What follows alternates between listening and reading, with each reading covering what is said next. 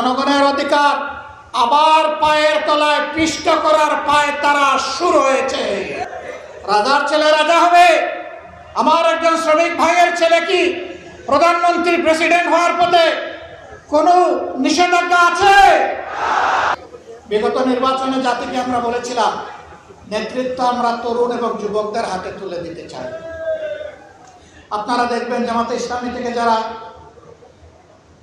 বিভিন্ন জায়গায় আমাদের ক্যান্ডিডেট হয়েছিলেন তাদের শতকরা 70% বয়স হচ্ছে 42 বছরের নিচে। আমরা তার প্রমাণ রেখেছি। আর আজকেও এই সম্মেলনের মধ্য দিয়ে একজন যুবকের হাতে আমরা মূল চাবিটা তুলে দিলাম। আমরা চাই যৌবনের এই শক্তিটা জাতি গঠনের কাজে লাগবে। আমাদের এই বয়সে যতটুকু পেরেছি আমরা দিয়েছি। এখন পতাকা আমরা যুবকদের হাতে তুলে দিতে চাই।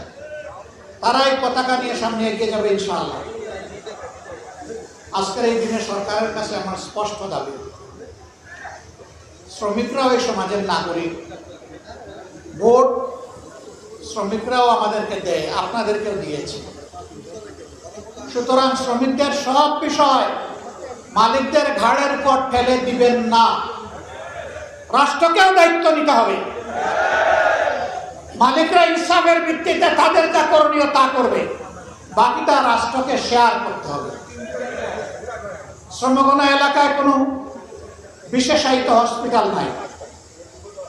দুই একটা সাধারণ হাসপাতাল থাকলেও সেইগুলা চাহিদার তুলনায় কিছুই না। আমরা দাবি করব শ্রমগণা এলাকাগুলোতে অবশ্যই মানসম্মত সাধারণ হাসপাতাল যেমন থাকবে তেমন বিশেষায়িত হাসপাতালও সরকারকে গড়ে তুলতে হবে এবং শ্রমিকদের চিকিৎসা সঙ্গতভাবে এর ব্যয়ভার সরকার এবং মালিক পক্ষকে শেয়ার করে বহন করতে হবে।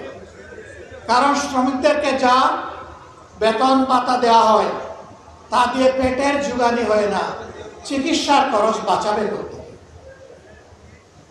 পাশাপাশি শ্রমিকদের সন্তানদেরকে মানুষ করার শিক্ষিত নাগরিক হিসেবে গড়ে তোলার দায়িত্ব পরিপূর্ণভাবে শুধু সরকারকেই নিতে হবে। মালিকের ছেলে মালিক হবে, শ্রমিকের ছেলে মালিক হবে না।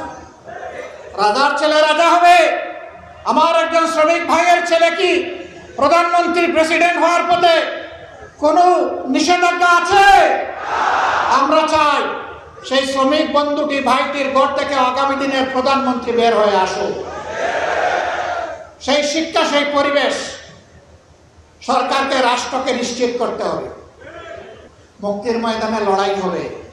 আমাদের অধিকার, জনগণের অধিকার আবার পায়ের তলায় পিষ্ট করার পায়ে তারা শুরু হয়েছে।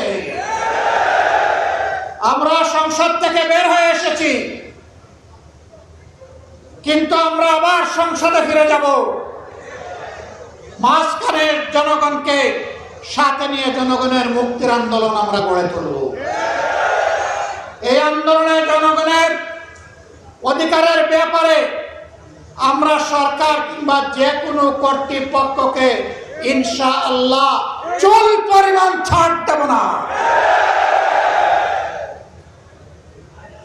সেই আন্দোলনে অতীতের মতো গৌরবময় ভূমিকা পালন করার জন্য এগিয়ে আসার আহ্বান আপনাদের মাধ্যমে আমি গোটা শ্রমিক সমাজের কাছে রাখলাম। ইনশাআল্লাহ মুক্তির ময়দানে, আন্দোলনে, জনগণের মুক্তির লড়াইয়ে আবার দেখা হবে রাজপথে।